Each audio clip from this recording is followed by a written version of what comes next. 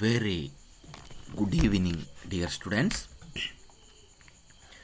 We have been discussing the various issues associated with the microbes and environment, the whole ecosystems, and what is the role of microbes and environment, and what are the important aspects, and being biology people, how you have to overcome such kind of consequences and provide a sustainable solution by microbiological approach.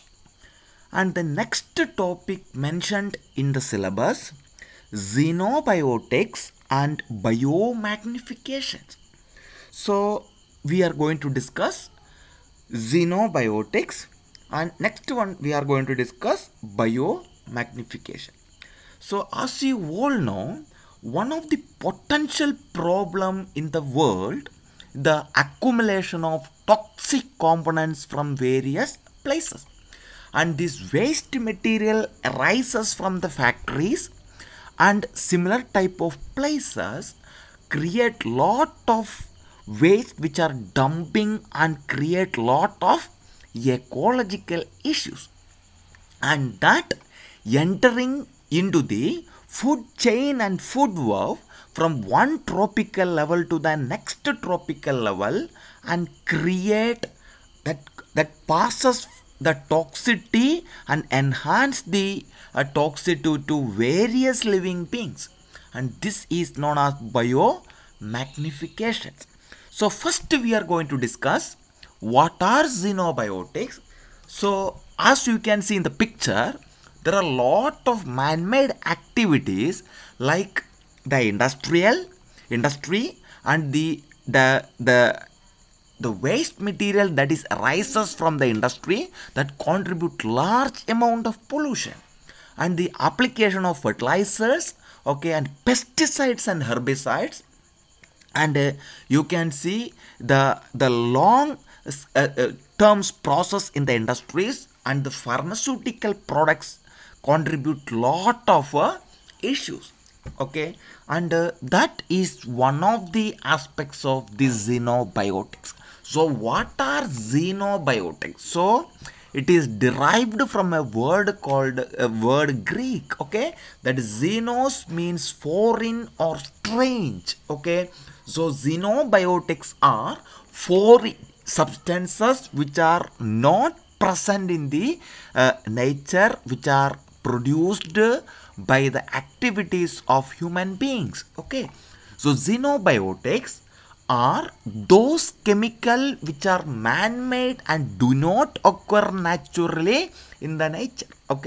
So xenobiotics are those chemical which are man-made and do not present in the nature. The chemical substance found within an organism that is not naturally produced or expected to be present within the organisms, so that are known as xenobiotics. And these xenobiotics are toxic pollutant which are very resistant to the biodegradation process. So that is why these components are very dangerous. And xenobiotics, there are a lot of definitions. That xenobiotics are a compound that is foreign in nature to the biological system. A compound that is foreign in nature to the biological system, that is not commonly present in the nature, that is man-made substance, or the substance that are present in much concentration than the usual substances or usual concentration. The substance that are present in much higher concentration than are the usual concentration. So they are usually synthesized for the industrial or agricultural purpose. So these compounds are usually synthesized for industrial or agricultural purpose, such as aromatics, pesticide, hydrocarbons, plastic and lignin, etc. So these xenobiotics are always known as recalcitrant. So that is a compound can resist the degradation to the maximum extent. Okay, so that are known as recalcitrant. That will be circulated throughout the ecosystem and contribute to the toxicity. So these are the definitions of xenobiotic compound. Okay, so again we are having another definition. So these compounds are relatively persisting in the ecosystem because they are highly thermodynamically stable. Okay, so they are thermodynamically stable. So because of that reason, these compounds are relatively persisting in the ecosystem and they are very resistant to the biodegradation that remains in this earth, remains in the ecosystem for very long time. And these compounds have a various toxic effect on human, such as exhibit their acute carcinogenic, mutagenic or teratogenic effect. Okay, so carcinogenic means cancer causing. Okay, mutagenic and teratogenic and another some of the important problems in the human beings. Okay, so these compounds can contribute toxic property to the ecosystem. Okay, so the nature of these xenobiotics, there are two types of xenobiotics. Okay, one is known as exogenous xenobiotics, next one is known as endogenous xenobiotics. So exogenous xenobiotics are the foreign molecule which are not normally ingested or utilized by the organism, but they gain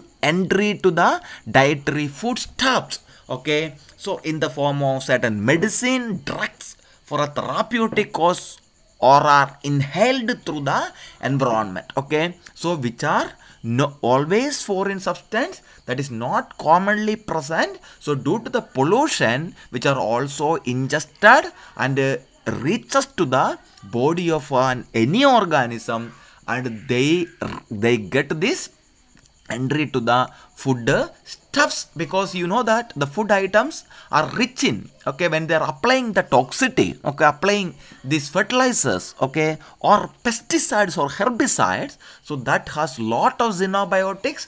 When you are taking those vegetables or fruits without adequate washing or without any type of problem, even though you wash properly, it will not diminish. Okay, examples of such kind of exogenous compounds are drugs, food additives, pollutants, insecticides and chemical carcinogens. Okay, next one is endogenous xenobiotics. So these endogenous xenobiotics are, though they are not foreign substance, but have effects similar to exogenous xenobiotics. Okay, though they are not foreign substances, but they have effects similar to exogenous xenobiotics. So these are synthesized in the body or are produced as the metabolites of various processes in the body. Okay, so though they are not foreign substance, but have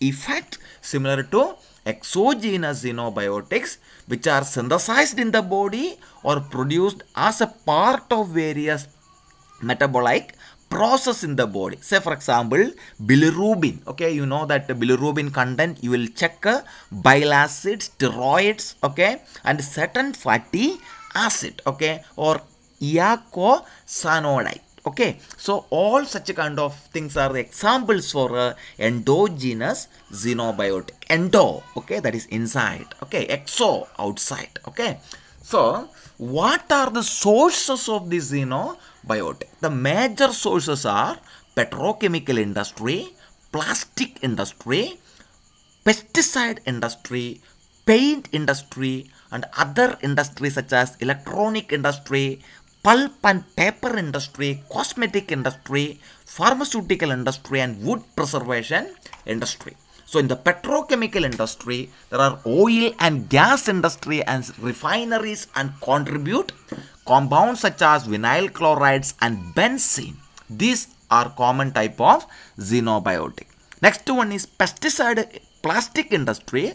One of the major problem nowadays the world is currently producing. Okay, there are number of related to the petrochemical industry, number of complex organic components such as the plasticizers and the close-linking long-chain alkane, okay, and antioxidants. So these are the another important xenobiotics of plastics industry. Next one is pesticide industry. Most commonly found industry is the pesticide industry, where the structures such as benzene and benzene derivatives contribute lot of xenobiotics.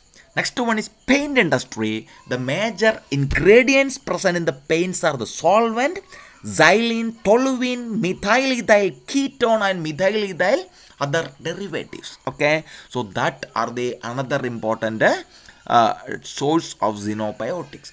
Then the other I have already told. Okay, so the next one is chemical and pharmaceutical industries, which produce a wide arrays of xenobiotics and synthetic polymers. Okay, and synthetic polymers. Okay, this is not polymerizers, that is polymers. Okay, so this pulp and paper bleaching. So the natural and man-made chlorinated organic compounds in the environment. Okay, so natural and man-made chlorinated organic compound. So these are pulp and paper bleaching. Next one is mining, which releases lot of heavy metals into the biochemical cycles. Okay. Next one is fossil fuel, the coal and petroleum industries. Okay, there are a lot of they contribute lot of xenobiotic. Next one is intensive agricultural practices that releases massive amount of fertilizers, pesticides and herbicides that contribute lot of xenobiotic. So these are the major sources of the xenobiotic. So this xenobiotic sometimes known as novel pollutants. Okay, novel pollutants is a substance or energy introduced in the environment that has undesired effects or adverse side effects that can be create lot of problems. Okay, then these compounds are anthropogenic origin, pesticides or other industrial product, and are often hazardous to the environment. They contribute lot of issues to the ecosystem. They deteriorate the balance of the ecosystem. They contribute lot of waste material to the ecosystem. Not only that, they contribute the toxicity to the food chain and the food web. And these substances are known as persistent organic pollutant or POP.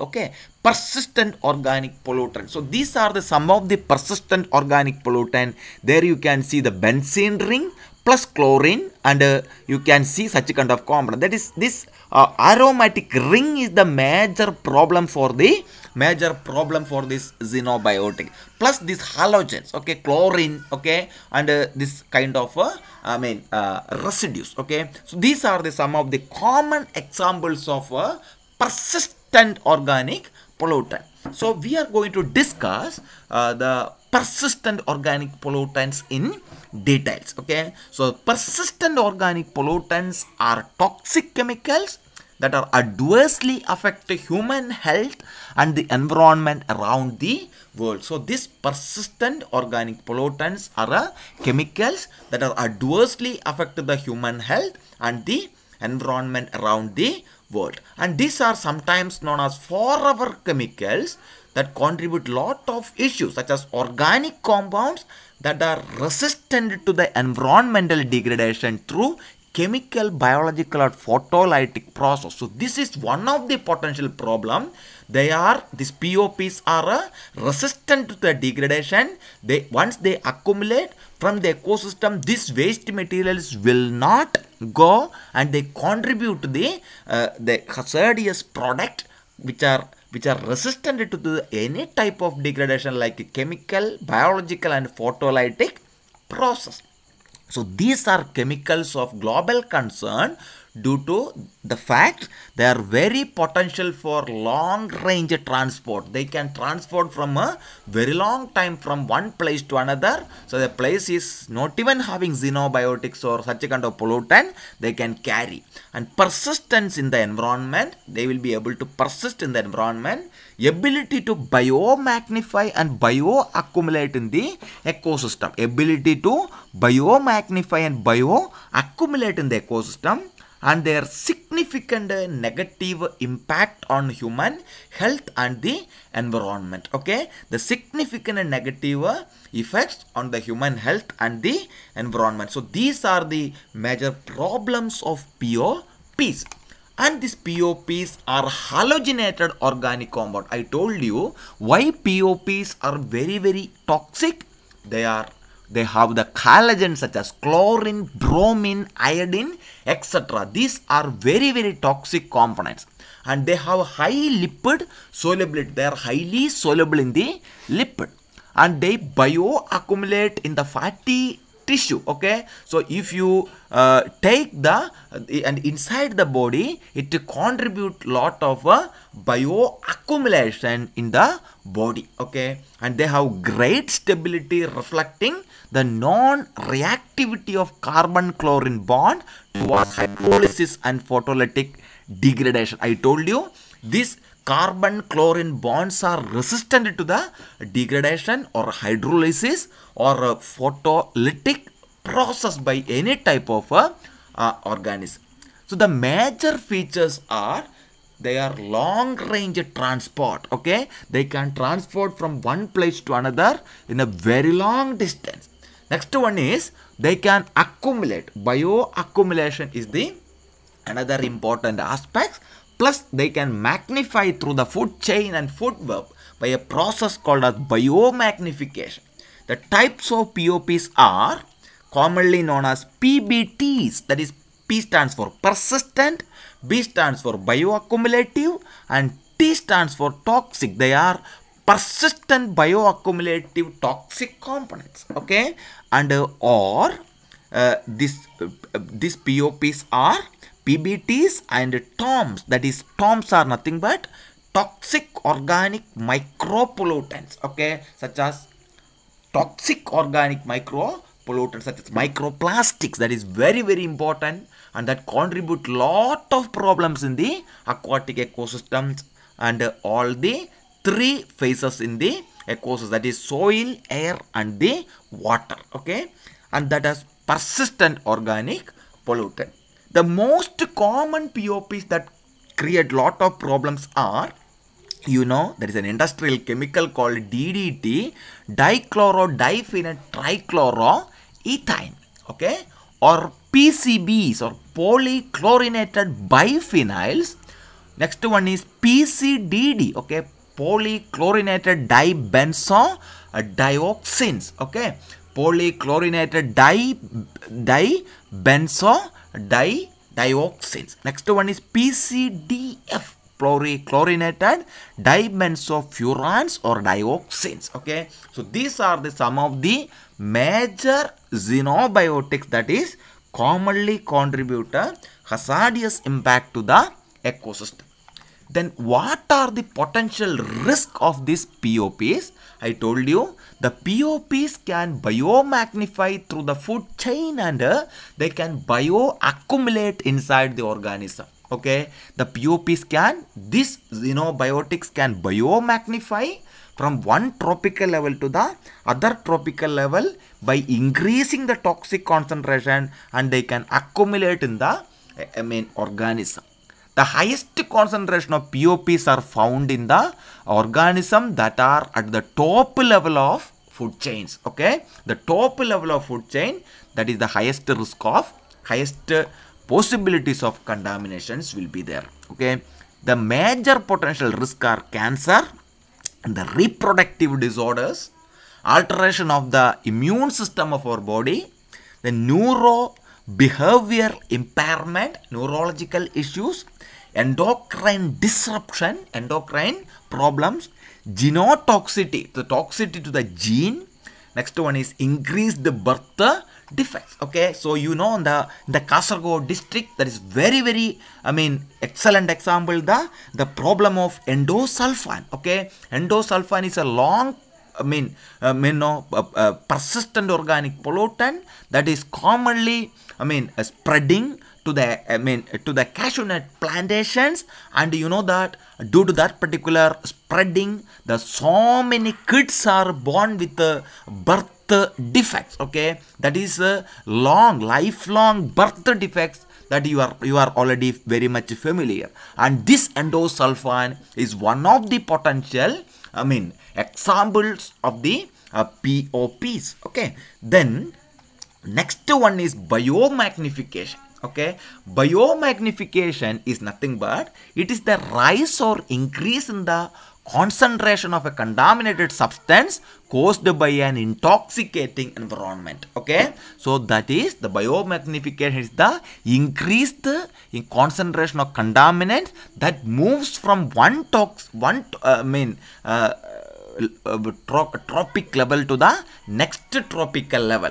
The contaminants might be heavy metals such as mercury, arsenic, and pesticides such as polychlorinated biphenyls and DDTs. Okay, and these substances are taken up by this organism through the food they consume. Okay, and this components produces the toxicity to the organism, and they contribute lot of toxic impact to the ecosystem. Okay, so when the organisms in the higher food chain feed on the organism in the lower food chain containing these toxins, and these toxins get accumulated in the higher organism. Okay, so when these components are transmitted through the food chain, okay, from the lower organisms such as phytoplankton, that transferred to the primary consumers, secondary consumers, the tertiary consumers, and top level herbivorous and carnivorous, it will reach with a greater concentration, and they will be getting the highest accumulation of this particular component, and this is known as biomagnification. So one excellent example of biomagnification is the biomagnification of DDT, dichloro-diphenyl trichloroethane. Okay, so you know that in the aquatic system, the water, there are lot of you know that the concentration of the DDT is enhancing from one tropical level to the other tropical level. Okay, so in the case of aquatic ecosystem, you know that the primary producers such as algae and small plants are present. So if the DDT is contaminated with this particular water ecosystem, so what will happen? This primary producer will absorb a lower concentration, a very less concentration of DDT, and it consumed by the primary consumers such as all these organisms, that is phytoplanktons. Okay, then what will happen? These phytoplanktons that is such as algae etc. will be absorbed a lot of DDT, and those components, that is zooplankton, such as all this lower level organism that in which the phytoplankton is the food for this one, then the concentration it is enhancing. So the organisms such as small fish, they consume zooplankton.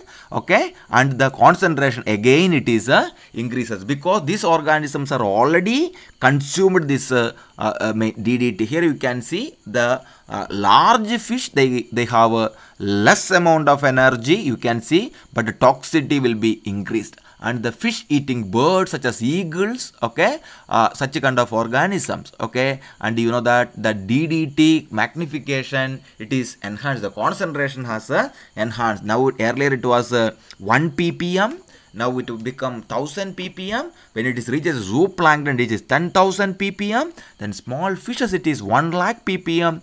10 lakh ppm and 100 lakh ppm and so on. Okay, so this is the, and you can see, and energy will be this is the ecological pyramid, and the energy we have already discussed this one in the food chain and food web. Okay, and the energy will be diminished from one tropical level to the next tropical level, but the toxicity is increased from one level to another. So this is known as the biomagnification of a DDT. There are so many examples you can take, whatever we have discussed in the initial chapters. Okay, and we will be having the discussion for that. Okay. And what are the causes and effects of this biomagnification? The causes of biomagnification in agriculture, organic contaminant, industrial activities, mining activities on the ocean, that has lot of problem that causes due to the biomagnification. Okay, and the effects of biomagnification: when the higher level organism reaching the toxic components from the lower level organism, it contribute the human health such as cancer, kidney problems, liver failures, birth defects, respiratory disorders and heart disorders. Okay, so these are the major problems that is due to the biomagnification. Then the effects on the reproduction and developments of marine creatures. Okay, in the aquatic ecosystem, lot of organisms are there. This organism in their reproduction and the development of marine creatures having lot of issues. And you know that the coral reefs, okay, and marine sponges, now they are getting affected. The disruption of the food chain in the aquatic ecosystem. Okay, so these are the another important impact of biomagnification. So these are the major problems. So there is much demand for the microbiology and biotechnology subject for the prevention of the magnification. Okay, here we can use microorganism are the novel solution for the issue of the degradation of all these components, the environmental pollution by the production of by production of xenobiotics. Okay, microorganisms are the viable solution to the issue of the pollution produced by the xenobiotic, and this process is known as bioremediation. Okay, that is known as bioremediation. Bio means biological substance, remediate means remove or detoxify by microorganism or plants. So this process can alter to manipulate the metabolic pathways of organism in order to degrade the harmful xenobiotics under specific environmental condition at a more desirable rate. We can manipulate the metabolic process of the genetic system of the organism so that the toxic components can be degraded from the ecosystem. That is the role of microbiology. Here we can use the bacteria, fungi, algae, actinomyces, etc. for the detoxification of chemicals for the ecosystem. And the mechanism of bioremediation include both genetically engineered microorganism and isolating naturally occurring xenobiotic degrading microorganism. The xenobiotic degradations are very, very common. Plastic degrading microorganism, okay, or oil degrading microorganisms, okay, or DDT degrading microorganisms are commonly present in the soil. You can isolate and characterize those microorganisms, and you can scale up industrially, and you can use, or you can create a new organism by transferring the gene from one organism to the next organism. That is known as genetic engineering. Okay, then not only can current pathways can be engineered to be expressed in other organism, but the creation of novel pathway is also possible. Okay, we can alter the genetic mechanism by genetic engineering approach in an existing organism, or you can totally create a novel pathway that can degrade this xenobiotic and that can reduce the magnification of this toxic component. That is the role of microorganism, microbiology and microorganism. That's all, dear students, today's class. Okay, now we can conclude. We have already discussed what are xenobiotics, what do you mean by xenobiotics, Why it is known as recalcitrant? What are persistent organic components? Okay, then overview of xenobiotic components. We have discussed what are the major types of xenobiotic components, what are the types of components, endogenous xenobiotics and exogenous xenobiotics, and there are examples. What are the various sources of xenobiotic? Petrochemical industry, plastic industry, pesticide industry, herbicide industries, pharmaceutical industries, etc. Then what are novel pollutant? Why it is known as novel pollutant? What are persistent organic pollutants? POPs. Okay. Then what are the most common type of POPs? Then what are the potential risk of POPs? And what do you mean by biomagnification? And we have discussed this transfer of the toxic components from one tropical level to the next tropical level and their accumulation in the biological tissue by taking an example such as DDT, diphenyl trichloroethane, a common pesticides. Okay, now which causes the impact, what are the causes and impact of biomagnification, and what is the role of microbiology to this biomagnifications? Okay, and remediation, okay, and xenobiotic components. So these are the reference books, dear students. These are the textbooks and the reference books. Some of microbiology book you can refer and you will be able to see very basic books. So thank you, dear students, for watching this particular class. If you are having any clarification, you can ask me. So thank you very much.